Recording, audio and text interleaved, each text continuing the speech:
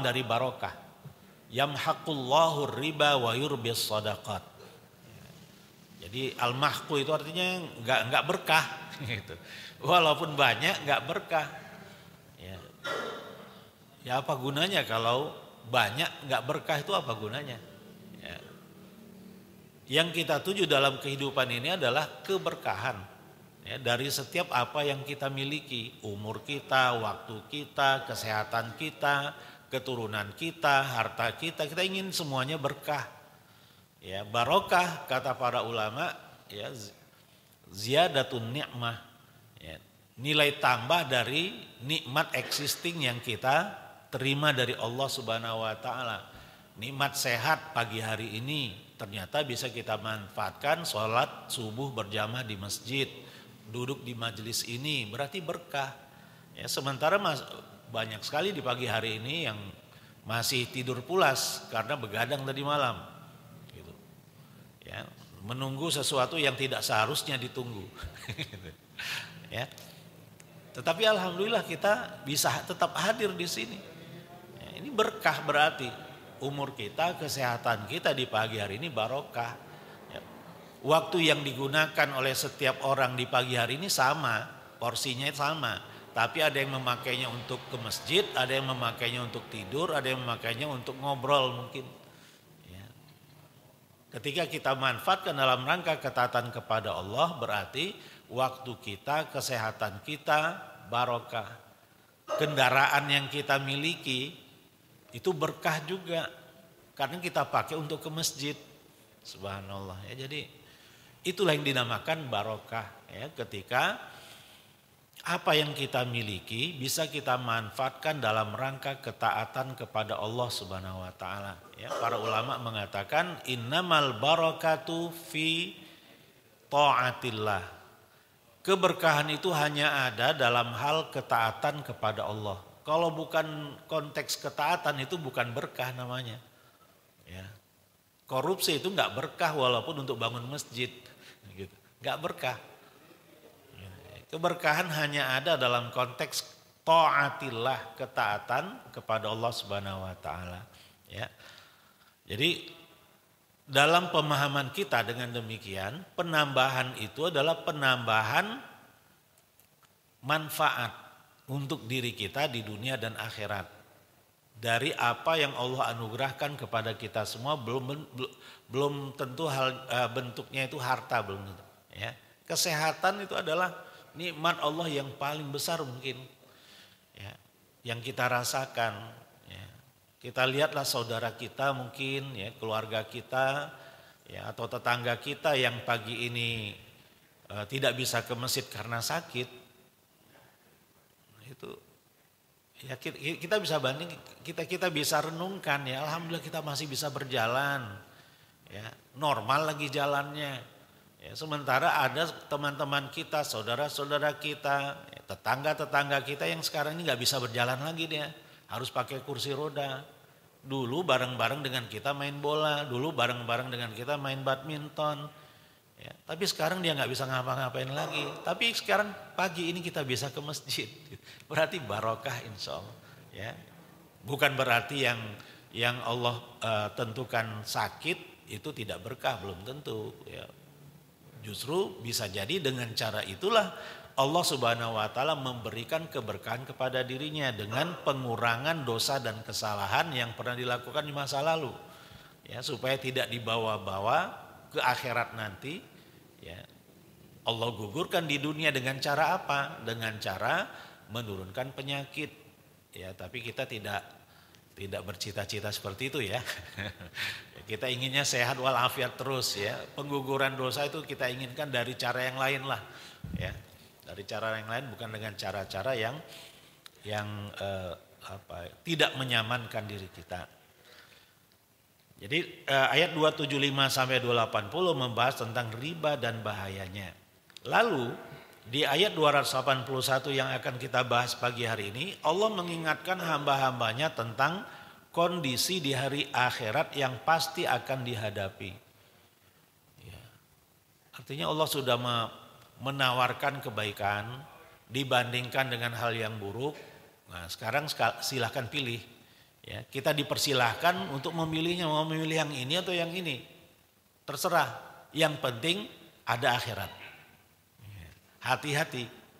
Ya, ada hari akhirat yang mana nanti di hari akhirat tidak ada lagi jual beli, tidak bisa bertransaksi lagi, ya, tidak bisa ditukar dosa dengan nggak bisa lagi, nggak ada harapan lagi nanti di akhirat, tinggal hisab saja.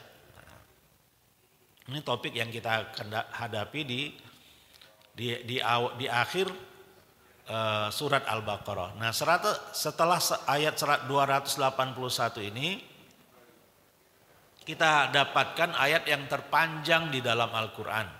Ayat 282. Ya ayyuhalladzina amanu idza tadayantum bidainin ila ajalin musamman faktubuh, dan seterusnya. Ayat yang panjang ini untuk menjawab persepsi sementara orang bahwa dengan uang itu bisa mendatangkan keuntungan, ya, dengan meminjamkannya dengan cara transaksi ribawi. Allah Subhanahu wa taala menunjukkan alternatifnya, yaitu dengan perdagangan. Kalau pinjam meminjam sampai tempo tertentu, ya catat dan dikembalikan sesuai dengan yang dipinjam. Kalau yang meminjam belum punya keluasan rezeki, bagaimana? Ada juga solusinya disebutkan, bahkan solusinya itu disebutkan di ayat 280. Ya. Wa in kana dzu usratin fanadhiratun ila maisarah. Kalau memang orang yang berhutang itu sedang kesulitan, maka berilah tenggat waktu sampai dia mendapatkan kemudahan untuk mengembalikan. Wa antasaddaqu khairul lakum. Tapi kalau kalian ingin menyedekahkan, memutihkan hutangnya, itu lebih baik. Itu alternatif juga bagi orang yang meminjamkan hartanya kepada orang lain di saat orang yang meminjam itu belum punya keluasan rezeki untuk mengembalikan apa yang dipinjam. Jadi subhanallah, ya, kita dapatkan di surat Al-Baqarah khususnya, di dalam Al-Quran secara umum, bahwa pembahasan tentang hablum minan nas ini detail sekali, ya. Khususnya di dalam surat Al-Baqarah, bahkan ayat yang terpanjang di dalam Al-Quran ceritanya bukan tentang sholat, bukan tentang zakat, bukan tentang zikir, bukan tentang haji, bukan. Ceritanya tentang bertransaksi dengan sesama, pinjam meminjam dengan sesama, ya. Harus dihadirkan saksi, harus ada juru tulisnya. Gitu. Tapi kalau sudah TST, tahu sama tahu, sudah sama-sama percaya, boleh nggak pakai agunan juga boleh, ya. Karena tahu sudah lama kenal, sudah ngerti, ya. Itu boleh kata di ayat 283-nya. Ya, jadi berarti, ya, ketika kita dapatkan pembahasan yang berkaitan dengan hablum minan nas itu sangat rinci di dalam Al-Quran, detail, ya, sampai teknisnya pun disebutkan. Ya.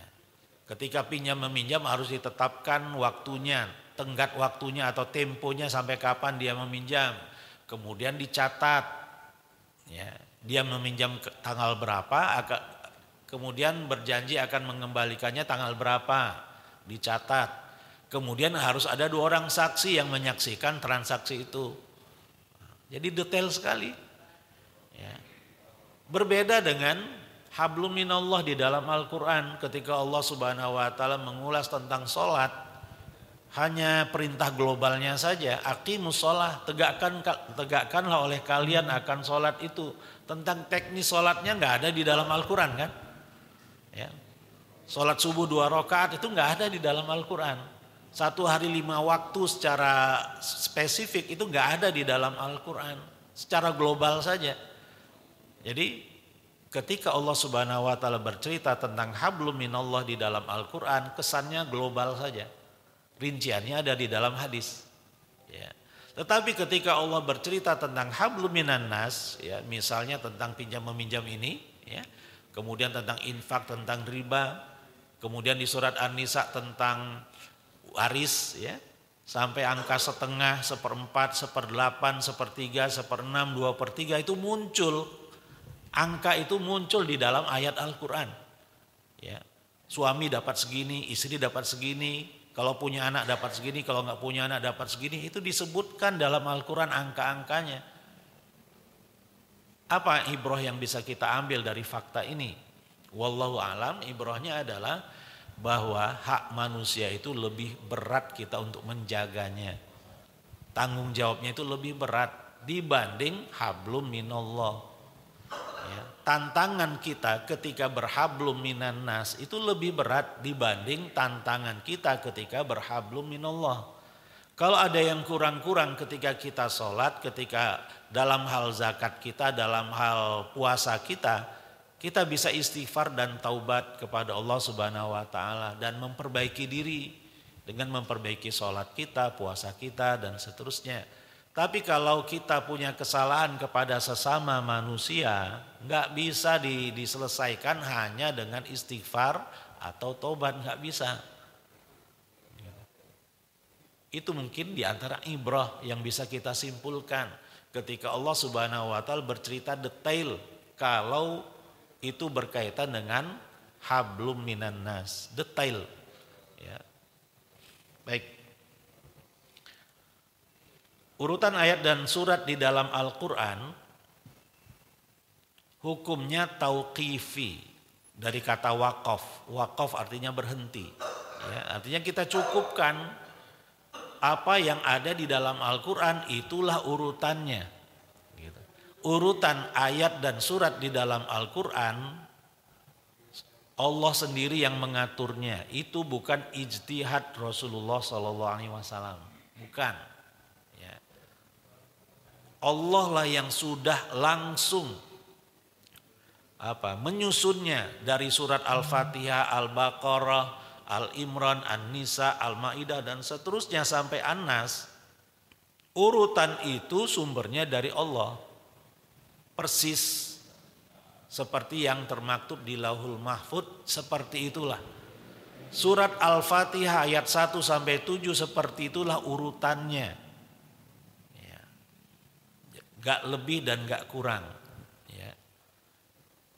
Jadi sumbernya semuanya dari Allah Subhanahu wa taala. Ya, di ayat 82 surat An-Nisa Allah Subhanahu wa taala berfirman, "Afala yatadabbarunal Qur'ana walau kana min 'indi ghairillahi lawajadu fihi ikhtilafan katsira."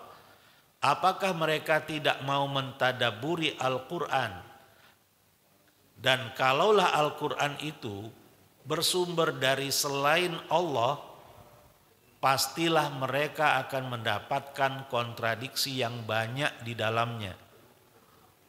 Karena Al-Quran itu bersumber dari Allah, kita tidak pernah mendapatkan kontradiksi di dalamnya. Semuanya itu nyambung antara satu ayat dengan ayat berikutnya, dengan ayat yang lain di bagian manapun, itu senada semuanya. Ya, tidak ada pertentangan, tidak ada kontradiksi. Kenapa? Karena Al-Quran bersumber dari Allah. Kalau Al-Quran bukan bersumber dari Allah atau kitab-kitab suci lainnya kita lihat ada kontradiksi. Ya. Di dalam beberapa Injil, ya, karena ada Injil Matius, Lukas, Yohanes dan Markus. Nah, dari 4 Injil ini cerita tentang kapal Nabi Nuh itu berlabuh di mana, itu beda-beda versinya. Di Injil A di bukit ini, di Injil B bukit ini beda-beda. Nah, kalau beda-beda seperti itu apakah masih pantas dinamakan kitab suci? Ya, yang namanya kitab suci itu harus konsisten. Nah, konsistensi itu tidak pernah kita dapatkan di dalam kitab-kitab suci selain Al-Quran saja. Ya, karena memang Al-Quran Allah jaga. Ya. Para ulama berijma bahwa urutan surat juga ayat di dalam Al-Quran bersifat tauqifiyah. Ya. Jadi urutan-urutannya itu udah fix dari sononya gitu. Ya. Tidak ada peran Rasulullah dalam meletakkan posisi ayat-ayat tersebut. Hikmahnya apa? Sangat banyak pelajaran yang bisa kita ambil melalui susunan ayat yang ada dengan menghubungkan antara satu ayat atau surat dengan yang ada setelahnya. Sebagaimana yang kita bahas di pagi hari ini, ayat 281 yang akan kita bacakan nanti, ya, ini bunyi ayatnya, letaknya setelah ayat-ayat tentang riba dan ayat-ayat tentang infak. Gitu. Ini bisa kita tadaburi dari posisi ini. Ya, kalau bukan kitab suci, bukan Al-Quran, ya itu bisa biasa saja di otak-atik ya urutannya kan. Ya, tapi kalau ayat-ayat Al-Quran nggak bisa karena tauqifiyah tadi. Karena sumbernya dari Allah, pasti Allah punya rencana ketika satu ayat atau surat diletakkan setelah surat sebelumnya. Itu pasti ada maksudnya. Nah, di dalam ilmu-ilmu Al-Quran ada salah satu cabang ilmunya yang disebut ilmu munasabah bainas suwar atau al-munasabah bainal ayat. Ya, korelasi antara surat-surat yang ada di dalam Al-Quran juga ayat-ayatnya dari sisi posisinya. Kenapa An-Nisa diletakkan setelah Al-Imran, Al-Imran diletakkan setelah Al-Baqarah, Al-Baqarah diletakkan setelah Al-Fatihah. Itu ada maksudnya, ada hubungannya. Karena yang meletakkannya Allah yang alim dan hakim, ya, maha berilmu dan maha punya hikmah. Gitu. Ya, jadi enak kita kalau belajar Quran. Yang saya rasakan belajar tafsir itu ya nikmat sekali gitu. Kenapa? Karena ada konsistensi tadi. Ya alhamdulillah ya, ini tahadus bin nikmah ya kepada kita semua. Ya. 10 tahun terakhir ini saya cara berurutan menyampaikan materi tafsir ini. Sekarang sudah sampai surat Al-Maidah di beberapa majelis. 10 tahun baru sampai surat Al-Maidah, runut dari Al-Fatihah, Al-Baqarah, terus sekarang ini baru sampai surat Al-Maidah, hampir selesai ya surat Al-Maidah. Ya. Yang saya dapatkan subhanallah, gitu. Nggak ada pertentangan, nyambung semuanya. Ya, khususnya dengan surat Al-Fatihah. Ya, apapun yang dibahas dari ayat manapun nyambung dengan surat Al-Fatihah. Ya, karena seperti yang kita pernah bahas di majelis kita ini, surat Al-Fatihah itu ininya preambulnya istilahnya, gitu. Ya, abstraknya, ya, yang merangkum seluruh isi Al-Quran ada semua di dalam surat Al-Fatihah. Ya. Baik, jadi itu hikmahnya ketika kita dapatkan ayat-ayat dan surat-surat di dalam Al-Quran itu peletakannya itu sifatnya tauqifiyah, Allah yang melakukannya. Ya. Jadi ketika kita mentadaburinya itu enak sekali, nikmat. Gitu. Kenapa ayat ini setelah ayat ini? Ya. Ini mumpung ingat ya. Antara surat Al-Kafirun dan surat An-Nasr itu jaraknya lebih kurang 20 tahun. Surat Al-Kafirun dulu diturunkan, 20 tahun berikutnya baru diturunkan surat An-Nasr. Surat An-Nasr diturunkan saat Rasulullah sedang ibadah haji, berarti tahun 10 Hijriah. Ya.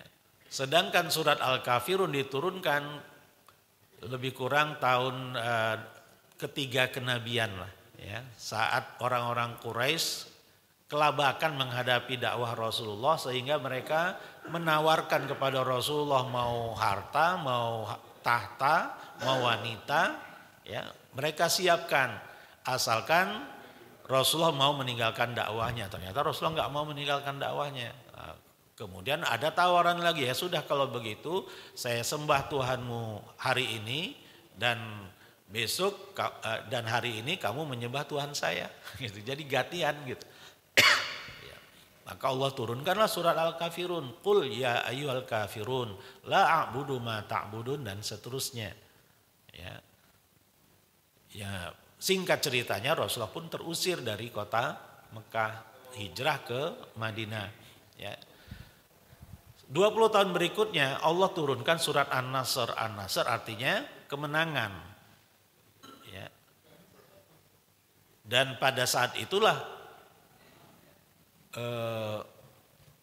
atau kemenangan baru Allah anugerahkan kepada Rasulnya setelah 20 tahun berdakwah.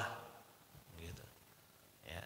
Jadi itu sebagai pelajaran bagi kita, jangan belum apa-apa ingin menang, belum apa-apa ingin jaya, ya siapa kita gitu. Ya. Proses itu harus kita lewati dulu. Rasulullah melewatinya 20 tahun. Ya. Di saat surat Al-Kafirun diturunkan, berhala-berhala itu masih bercokol di sekitar Ka'bah. Ya.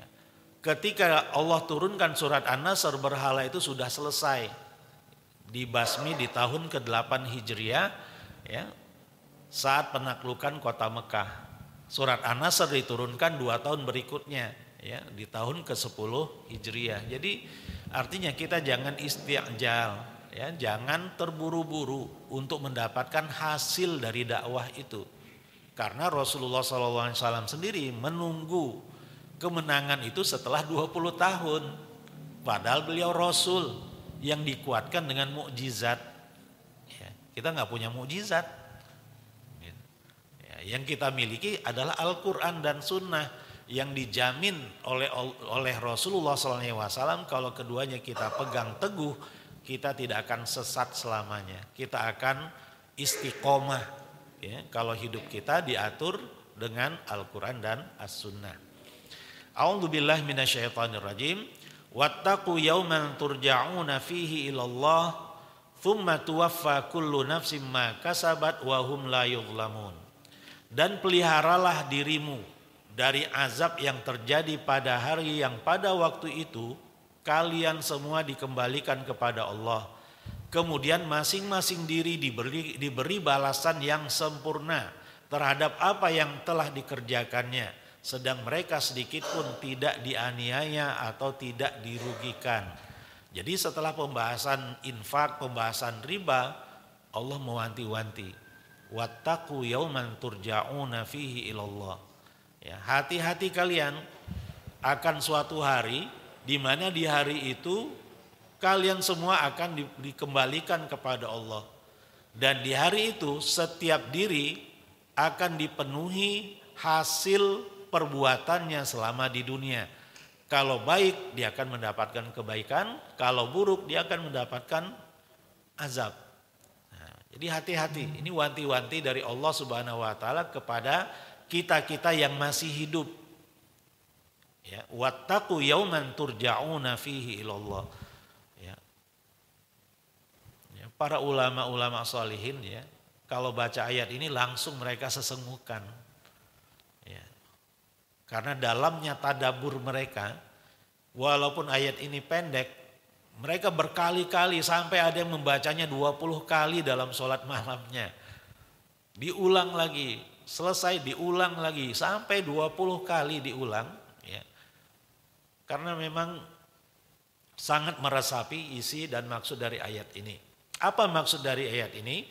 Kita lihat di beberapa rujukan tafsir, terutama tafsir Ibnu Katsir rahimahullah.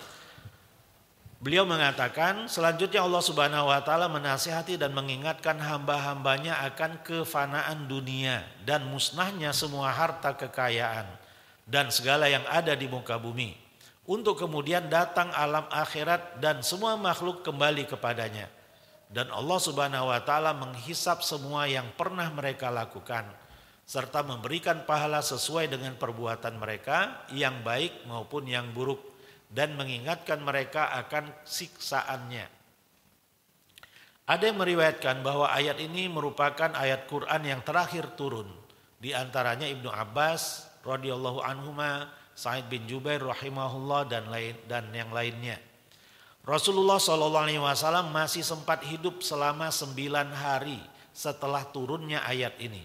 Kemudian beliau meninggal dunia pada hari Senin tanggal 2 bulan Rabiul Awal. Demikian diriwayatkan oleh Imam Ibnu Abi Hatim. Ya. Tapi tanggal ini tidak disepakati. Ya. Ada yang mengatakan tanggal 12. Ya. Bulannya tetap Rabiul Awal. Ya. Jadi kalau kita kaitkan dengan surat An-Nasr tadi, surat An-Nasr diturunkan ketika Rasulullah sedang menunaikan ibadah haji. Berarti tahun 10 Hijriah. Zulhijjah tahun 10 Hijriah. Rasulullah wafat bulan Rabiul Awal. Berarti berapa jaraknya itu? Antara Rabiul Awal dengan dengan Muharram jaraknya berapa? Berapa bulan itu? Kurang dari 3 bulan. Ya. Setelah Zulhijjah, kalau musim haji kan antara 9 ya atau 8 lah ya, 8, 9, 10, 11, 12, 13. Ini pelaksanaan ibadah haji cuma 6 hari yang komplit, paket komplitnya 6 hari. Kalau pakai diskon cuma 4 hari. Ya, tanggal 9, 10, 11, 12 saja. Jadi ibadah haji itu cuma 4 hari. Kemudian enggak sampai 3 bulan setelah itu Rasulullah wafat. Makanya para ulama mengatakan surat yang terakhir sekali diterima oleh Rasulullah SAW adalah surat An-Nasr. Idza jaa nasrullahi wal fath. Ya. Di tafsir Al-Muyassar disebutkan, dalam ayat ini terkandung pesan secara implisit untuk menjauhi semua perkara yang diharamkan Allah dari bentuk-bentuk transaksi ribawi untuk menyempurnakan keimanan dan hak-haknya seperti menegakkan sholat, membayar zakat, dan mengerjakan amal soleh lainnya. Ya. Jadi ini yang dinyatakan di dalam kitab tafsir Al-Muyassar. Di kitab Lihat Dabbaru Ayatihi, Al-Qasim bin Ayyub berkata, suatu ketika aku mendengar Sa'id bin Jubair mengulang-ulang bacaan ayat ini di dalam sholatnya sebanyak 20-an kali. Ya, karena beliau sangat menghayati ayat ini. Ayat ini adalah ayat yang paling agung untuk menasihati para pemakan riba dan para pemilik harta yang mereka telah disibukkan oleh hartanya sehingga lupa akan ketaatan kepada Allah. Berikut ini adalah ayat yang Allah tutup dengannya ayat-ayat riba dan merupakan akhir ayat yang diturunkan oleh Allah di antara wahyu-wahyunya. Wattaqu yawman turja'una fihi ilallah dan seterusnya. Sekecil apapun perbuatan seseorang akan dituliskan baginya balasan pahala. Hal itu berdasarkan makna umum dari firman Allah di ayat ini. Tsumma tuwaffa kullu nafsin bima kasabat wa hum la yuzlamun. Ya. Tsumma tuwaffa kullu nafsin ma kasabat wa hum la yuzlamun. Ya.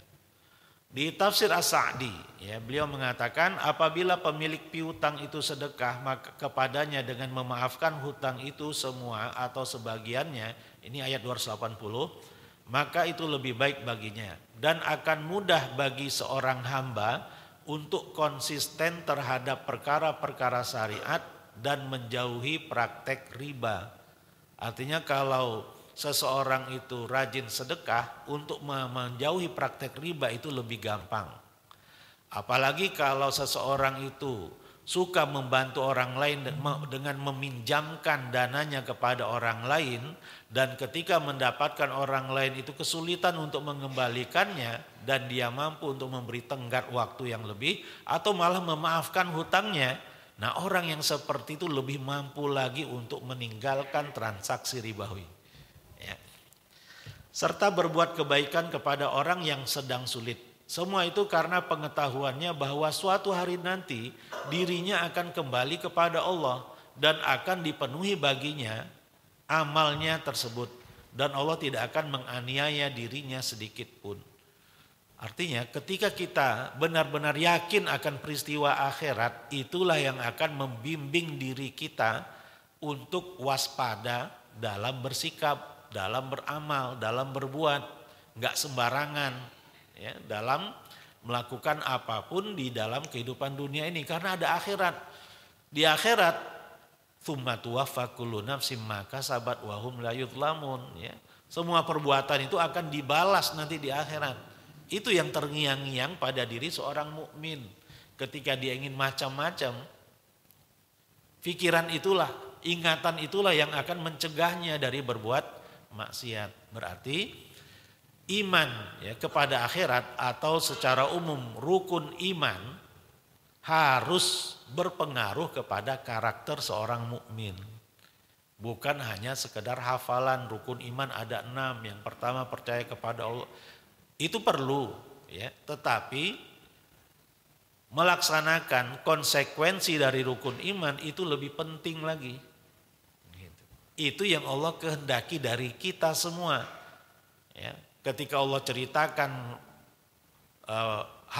hal-hal yang berkaitan dengan surga, Allah ceritakan tentang neraka, maksudnya supaya ya kita termotivasi untuk bisa meraih surga dan kita harus hati-hati menjaga diri kita jangan sampai tersentuh api neraka. Nah, itu yang harus tertanam di dalam jiwa kita.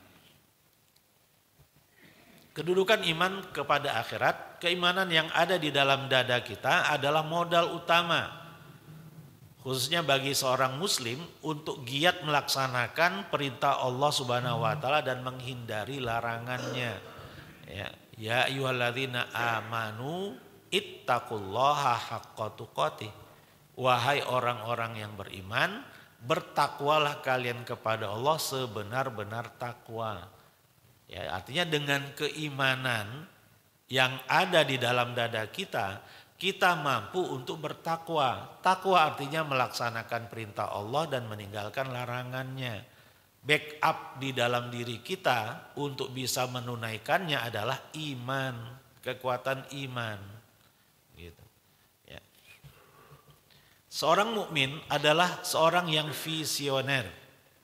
Ya, yang pandangan hidupnya itu jauh ke depan. Tindakannya di dunia terarahkan oleh keyakinannya terhadap apa yang akan terjadi pada dirinya setelah dia mati. Itu yang dia pikirkan. Makanya dia sangat hati-hati dalam bersikap, khususnya ketika berhadapan dengan orang lain. Ya. Dia akan sangat waspada, jangan sampai kata-katanya menyakiti hati orang yang dia sedang ajak bicara. Ya, perbuatan-perbuatannya jangan sampai pernah menzolimi siapapun. Ya. Sikap itu yang muncul pada diri seorang mukmin ketika dia memang benar-benar beriman ya, kepada Allah dan hari akhirat. Ini dua rukun iman yang sering diulang-ulang dalam Quran dan Sunnah. Maka yu'minu billahi wal yaumil akhir. Padahal rukun iman ada 6. Tapi yang sering diulang-ulang itu cuma 2. Iman kepada Allah dan iman kepada akhirat. Dan memang 2 hal ini cukup mewakili. Kalau 2 ini kita lulus, yang lainnya ya lebih lulus lagi. Gitu. Iman kepada Allah ya, menanamkan semangat pada diri kita untuk berhati-hati dalam bersikap. Bahwa Allah sedang memantau kita. Kita menjadi malu dan takut kalau ada aturan Allah yang kita langgar di kesendirian kita atau di tengah-tengah orang banyak gitu. Kita takut bermaksiat kepada Allah karena kita iman kepada Allah dalam arti yang sebenarnya. Iman kepada akhirat menyebabkan kita sangat berhati-hati juga dalam bersikap karena kita tahu di akhirat nanti yaumuddin, hari pembalasan ya, jadi setiap perbuatan-perbuatan kita di dunia akan terbalaskan kelak di akhirat. Kita nggak mau merugi di akhirat. Nah, itulah yang menjadi pertimbangan kita untuk berhati-hati di dalam bersikap ya. Dan semakin terarah kehidupan kita karena iman kepada Allah dan hari akhirat itu ya, profil kita menjadi lurus. Orang-orang akan mengatakan kita ini orang soleh. Padahal kita bukan itu fokus kita. Ya, fokus kita bukan komentar orang lain. Ya, bukan like orang lain kok yang kita inginkan. Yang kita inginkan adalah semata-mata ridho Allah. Ya. Orang lain saja yang mempunyai kesimpulan, oh si fulan ini orang soleh. Padahal bukan itu yang kita sedang tuju. Yang kita tuju adalah bagaimana supaya kita selamat di akhirat. Tapi itulah yang menjadikan profil kita itu lurus, terkesan bagi orang-orang yang ada di sekitar kita. Ya. Ketika mereka berkomentar tentang kita, itu ujian bagi kita. Gitu. Jangan terpengaruh. Kalau kita terpengaruh, wah itu bahaya. Gitu. Akan memupuskan, akan menghabiskan kebaikan-kebaikan kita kalau kita terpengaruh oleh pujian orang lain. Ya. Seorang mukmin akan ringan bersedekah atau berinfak karena dia tahu bahwa amalan tersebut sangat membantunya di kehidupan berikutnya. Jadi motivasi dia berinfak adalah akhirat. Kalau kemanfaatan yang dirasakan oleh orang yang dia bantu, yaitu dia anggap sebagai efek samping saja. Bukan itu tujuannya. Ya. Dia senang ya senang ketika ada orang yang terbantu dengan pertolongannya, dia senang. Tetapi bukan itu yang dia tuju. Yang dia tuju Allah. Itu yang Allah ceritakan di dalam surat Al-Insan. Wa yut'imuna at-ta'ama ala hubbihi miskina wa yatima wa asira. Dan mereka memberikan makanannya kepada orang lain, memberikan makanannya ala hubbihi, ya. Wa yut'imuna at-ta'ama ala hubbihi miskina wa yatima wa asira. Ya, padahal dia suka makanan itu, dia butuh makanan itu, tapi dia berikan kepada orang miskin, anak yatim dan tawanan. Ya, jadi tawanan perang di zaman Rasulullah SAW itu diprioritaskan untuk mendapatkan makanan. Makan duluan mereka. Tawanannya itu makan duluan. Ya, yang punya makanan itu belakangan. Kalau ada sisa baru dia makan. Apa motivasinya? Innama nut'imukum liwajhillah. Kami beri kalian makanan semata-mata untuk meraih keridhaan Allah. La nuridu minkum jazaa'a wala syukura. Kami tidak berharap ucapan terima kasih atau balasan. Kami tidak berharap jaza, ya, balasan dari kalian, wala syukura, dan tidak juga berharap ucapan terima kasih dari kalian. Yang kami harapkan cuma ridho Allah saja. Ya. Jadi ketika kita sudah mampu, ya, memberi sesuatu kepada orang lain yang motivasinya semata-mata ridho Allah, bukan pujian, bukan ucapan terima kasih, itu tanda-tanda baik. Ya. Mengenai orang yang kita tolong sangat tertolong, ya alhamdulillah, kita anggap itu sebagai efek samping saja dari perintah Allah kepada kita. Ketika itu kita amalkan, ya, tapi bukan itu tujuan kita. Tujuan utama kita itu bukan itu. Tujuan utama kita adalah Allah. Ya. Jadi ini untuk sampai ke level ini memang perlu latihan, perlu riyadhah. Ya. Latihannya pakai apa? Backupnya adalah sholat kita, zikir kita, ya, tilawah Al-Quran kita, itu backupnya supaya kita kuat dalam beramal soleh. Gitu. Dan dia pun mampu menghindarkan dirinya dari praktek riba. Karena pengetahuannya bahwa praktek riba itu akan menyengsarakannya di kehidupan berikutnya. Gitu. Ya, seperti yang saya pernah saksikan ya di beberapa tayangan YouTube, subhanallah ya. Orang-orang yang pengusaha-pengusaha besar ya, orang-orang kaya itu langsung menggunting kartu kreditnya gitu. Langsung digunting. Ya. Artinya dia tidak mau lagi melakukan transaksi-transaksi yang berbau riba seperti itu, mereka tidak mau lagi. Langsung dipindahkan rekeningnya ke rekening bank syariah. Ya. Padahal mungkin dia butuh ya rekening-rekening yang konvensional itu untuk bisnisnya, tapi karena motivasinya akhirat itu mampu mereka lakukan. Gitu. Ya. Jadi disitulah posisi iman kepada akhirat di situ. Gitu. Allah Subhanahu Wa Taala sangat tahu tentang profil kita. Kita kan ciptaan Allah. Kalau kita mau maksimal melaksanakan perintah-perintah Allah, jangan hanya mengandalkan kekuatan fisik. Ya, kita pasti akan gagal. Menurut Allah tidak cukup kekuatan fisik. Yang paling mendasar adalah kekuatan iman. Keimanan itulah yang memotivasi orang-orang soleh untuk mampu melakukan apa-apa yang tidak bisa dilakukan oleh orang-orang normal gitu. Seorang Abu Dzar Al-Ghifari radhiyallahu anhu mampu berjalan dari Madinah ke Tabuk yang jaraknya 700 km, berjalan kaki, bermodalkan hanya dengan 7 butir kurma saja. Ya, mengarungi 700 kilometer lebih kurang dari Madinah ke Tabuk di musim panas. Ya, jadi motivasinya apa? Allah motivasinya. Gitu. Ya, jadi ketika keimanan kita ini mantap, banyak hal yang kalau kita pikir-pikir juga kok bisa ya saya melakukan itu gitu. Ya. Akan seperti itu kita. Ya, Allah beri kita kekuatan untuk dapat melakukannya. Ya, saya teringat nasihat kiai saya dulu di pesantren, ya, bahwa qiyamul lail kalian, ya, sholat duha kalian, kemudian ya puasa Senin Kamis itu bukan untuk supaya kalian bisa cepat kaya.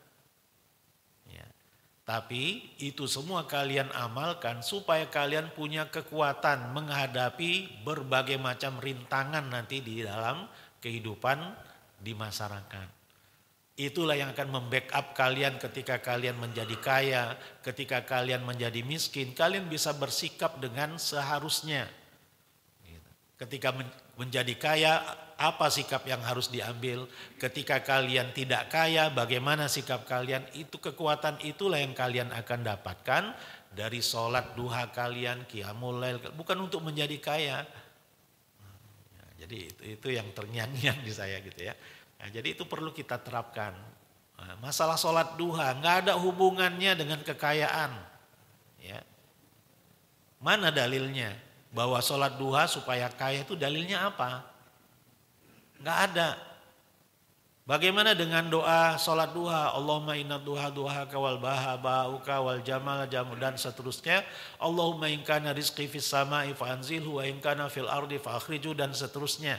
Ya Allah, kalaulah rezekiku di langit turunkanlah, kalau di dalam bumi keluarkanlah, kalau susah mudahkanlah, kalau haram halalkanlah dan seterusnya. Itu doa itu dari mana? Nah, doa itu tulisan ulama. Itu bukan hadis. Ya. Kalau tulisan ulama ya silahkan diamalkan, silahkan ditinggalkan. Enggak ada kemestian kita untuk mengamalkannya. Yang wajib kita amalkan adalah qala Allah, qala Rasul. Gitu. Kalau ajaran ulama, kalau memang baik ya kita ikuti, kita laksanakan ya silahkan. Mau kita tinggalkan silahkan juga, karena dia manusia biasa juga, yang bisa benar bisa salah, ya, bisa tepat bisa keliru, ya, dalam pemahamannya. Jadi nggak ada jaminan bahwa ajaran mereka itu benar selalu benar, itu nggak ada jaminannya. Ya, begitulah sikap kita kepada ulama-ulama kita. Ajaran-ajaran mereka yang benar kita ambil, yang kira-kira agak jauh dari dalil dari Quran dan Sunnah ya itu saja yang kita singkirkan, gitu. Ya, tanpa harus mendiskreditkan ulama berkenaan gitu, nggak usah. Ya, mereka sudah selesai hidupnya, apa yang mereka persembahkan kepada Allah itu sudah selesai, mereka sudah meninggal, nggak perlu lagi kita gunjingkan sekarang ini. Yang baik-baik dari mereka itu kita ambil, yang buruk-buruk itu, yang keliru mungkin atau itu kurang tepat itu kita tinggalkan, selesai. Ya, toh nanti di akhirat kan masing-masing. Ya, mereka tidak bertanggung jawab terhadap kita apa yang kita lakukan dan kita pun tidak bertanggung jawab terhadap apa yang mereka lakukan. Ya, masing-masing. Wa kulluhum atihi yaumal qiyamati farda. Dan setiap mereka akan mendatangi Allah sendiri-sendiri kelak di hari kiamat. Ya, jadi ketika kita benar-benar iman kepada akhirat, motivasi kita untuk beramal itu sangat besar insya Allah. Semangat kita untuk beramal itu besar. Bahkan bisa jadi di suatu saat ketika kita sedang menurun semangat kita berpikir loh, saya kok bisa seperti itu ya? Kok bisa mengamalkan, kita sendiri heran dari mana datangnya kekuatan itu gitu, ya. Tadi saya ingin tekankan lagi bahwa tidak ada hubungannya antara sholat duha dengan kekayaan, itu nggak ada hubungannya, ya. Sholat duha, qiyamul lail, puasa Senin Kamis itu fungsinya adalah untuk menguatkan diri kita menghadapi segala tantangan yang ada dalam kehidupan ini. Ya, tantangannya ya seluruh tantangan itu fitnah ya. Dalam bahasa Al-Qur'an namanya fitnah. Fitnah itu ujian, cobaan. Cobaan itu ada di dalam diri kita sendiri, ada di dalam pasangan kita, ada dalam keturunan kita, atau orang tua kita, tetangga kita, teman kita, semuanya itu fitnah bagi kita. Kita adalah ujian bagi pasangan kita adalah ujian bagi kita. Anak kita adalah ujian bagi kita adalah ujian bagi anak-anak kita. Ya, jadi semuanya itu ujian. Kekayaan yang kita miliki adalah ujian bagi kita. Enggak kaya pun ujian bagi kita. Ya, jadi enggak ada yang tidak dapat ujian. Semua itu ujian. Apa patokan bahwa kita lulus ujian? Nah, patokannya adalah ketika kita bersikap sesuai dengan apa yang Allah dan Rasulnya ajarkan. Dapat nikmat kita bersyukur, dapat musibah kita bersabar. Ya. Beserta rincian-rinciannya. Syekh Dr. Yusuf bin Abdullah bin Yusuf Al-Wabil di dalam satu tulisannya mengatakan, maka orang yang membenarkan adanya akhirat akan beramal dengan melihat timbangan langit, bukan dengan timbangan bumi, dan dengan perhitungan akhirat, bukan dengan perhitungan dunia. Kalau kita sudah bisa memaknai ini dalam diri kita, itu tanda-tanda baik juga, gitu. Ya, bahwa kita ya istilahnya apa ya, masa bodoh tentang komentar orang lain. Yang penting kita sudah waspadai apa yang kita lakukan benar, gitu. Ya, tidak bertentangan dengan Quran, tidak bertentangan dengan Sunnah, ya sudah. Ya kita tetap jangan bergeming, gitu. Ya, mengenai orang lain komentar bagaimana terserah dia. Ya, kan di akhirat masing-masing pertanggungjawabannya. Ya. Yang penting kita sudah tahu patok pedomannya bahwa yang kita lakukan memang benar, gitu. Ya. Yang kita laksanakan ada dalilnya, ini ayatnya, ini hadisnya. Ya terpaksa saya cerita di sini. Ya, ada selentingan gitu. Ya, bahwa ternyata ada satu lembaga ya, yang mengurusi urusan umat Islam yang sudah mau menghitung-hitung gitu, mana masjid radikal, mana masjid yang tidak radikal gitu. Ya, baru kemarin saya dengar yang ternyata ya, masjid yang saya bina itu masuk kategori radikal. Kok saya nggak pernah ditanya gitu, nggak pernah diwawancarai. Nggak pernah dikonfirmasi, langsung distigmakan radikal. Radikal dari mana? Ya. Kalau radikal itu berarti kan ya negatif lah ya. Ya. Perasaan ya seluruh kegiatan-kegiatannya mengacu, ya bahkan ada visi misinya ada jelas, acuan utamanya kalau Allah kalau Rasul jelas, ya. Pelaksanaan ibadahnya jelas ada dalilnya semua. Nah ini radikalnya itu yang di mana gitu? Kalau justru yang seperti itu yang disebut radikal, ya alhamdulillah saya bangga menjadi radikal begitu. Ya, kalau memang yang seperti ketika kita istiqomah dengan ajaran Allah dan Rasulnya, itulah yang dimaksud radikal, ya alhamdulillah. Nikmat berarti menjadi radikal itu. Ya, kalau memang itu ukurannya, ya.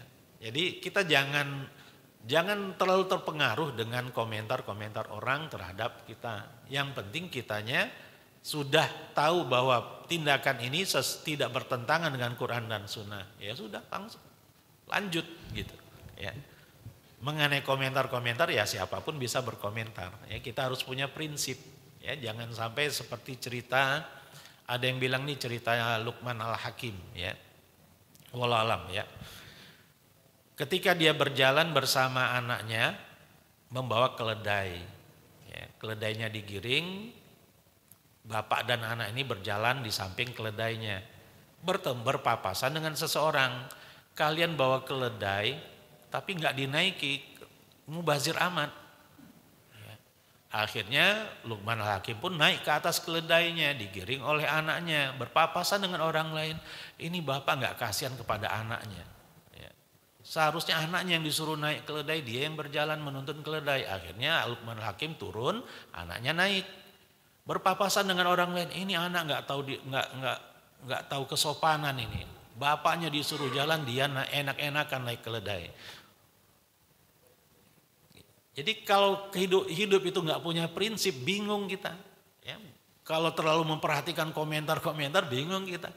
Ya, makanya cukup bagi kita mengontrol perbuatan-perbuatan kita dengan apa yang Allah dan Rasulnya inginkan atau ajarkan. Udah, pasti banyak komentar itu pasti, tapi abaikan saja, gitu. Ya, jangan ditanggapi. Terakhir, bahwa keimanan seorang mukmin pun berkaitan dengan makhluk-makhluk Allah lainnya. Ya, manfaat seorang muslim tidak terbatas hanya untuk manusia saja, akan tetapi dirasakan pula oleh hewan. Sebagaimana ungkapan yang sangat terkenal dari Umar bin Khattab radhiyallahu anhu, "Lau atharat baghlatun fil Iraq, la dhanantu annallaha sayas'aluni anha, lima lam tusawwilah at-tariqa ya Umar."